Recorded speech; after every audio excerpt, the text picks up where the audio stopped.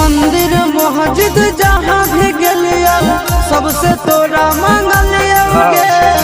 तोरा हम हंसलिया हरदम अपने भले कानलिया गे। जहाँ मंदिर मस्जिद जहाँ भी गलिया सबसे तोरा मांगलिया गे। तोरा हम हंसलिया हरदम अपने भले कानलिया गे। तोर किस्मत खुलता तोर किस्मत खुलता जरता हमर भगिया गे।